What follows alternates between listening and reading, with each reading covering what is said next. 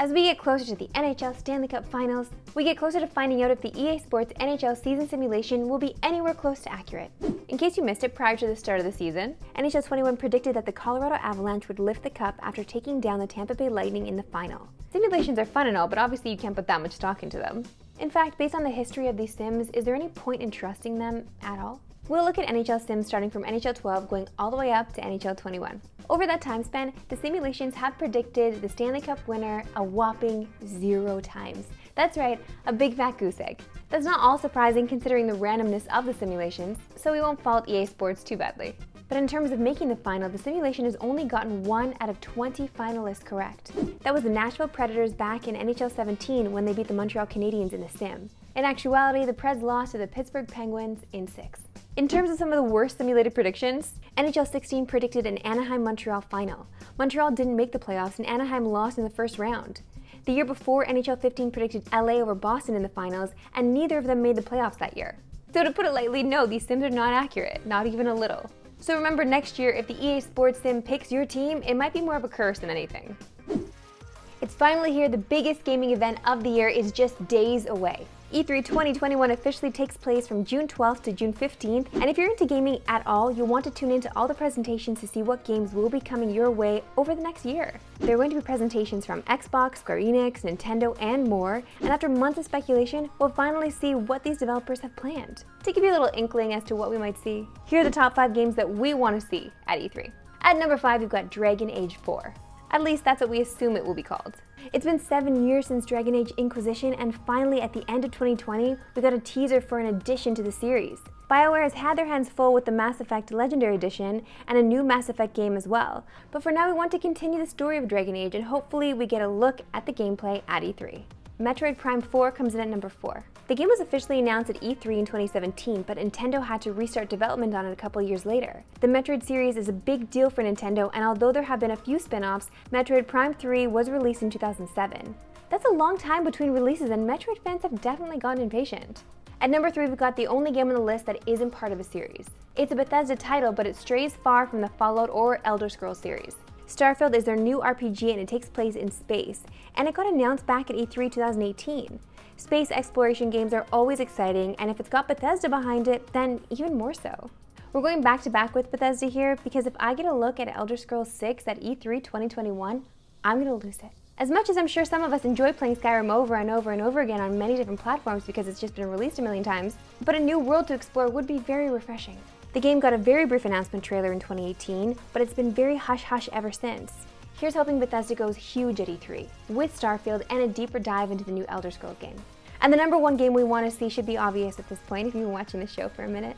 Of course, it's Breath of the Wild 2. The first Breath of the Wild game completely changed the future of gaming. It proved that classics like the Legend of Zelda series can go a different direction and have a ton of success. It also built on the open world concept, and now we see Pokemon and potentially Sonic going that route as well. Breath of the Wild might have been the game of the decade, so of course we want to see what the sequel has in store. Come on, Nintendo, give us the goods. Okay, we're gonna talk about Logan Paul here for a second, but not about that fight. Was it a fight or was it just a couple of guys in for a couple bags, you know? You feel me?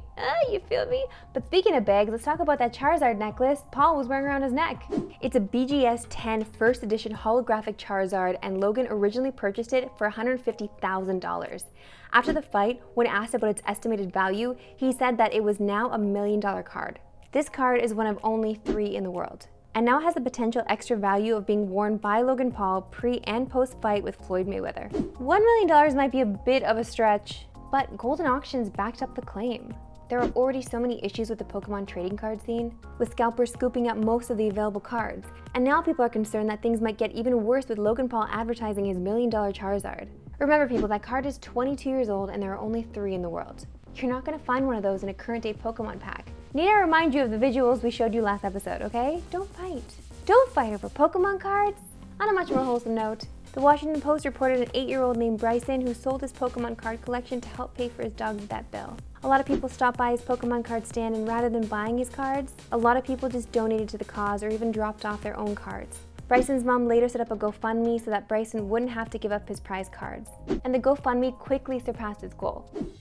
Okay friends, I teased this on my Instagram. I was a little gloaty because I got to play Ratchet and Clank early before release, and I'm so happy that I did. blessed to be bringing you this review of Ratchet and Clank Rift Apart. If you played other Ratchet and Clank games, you will not be disappointed. And if you're a newcomer to this series, well, welcome, because this has got to be some of the best action, combat, third-person shooting, storytelling that is out there currently to date, especially on these next-gen consoles. This is the best game that's come out for the PS5. I'm just gonna say it.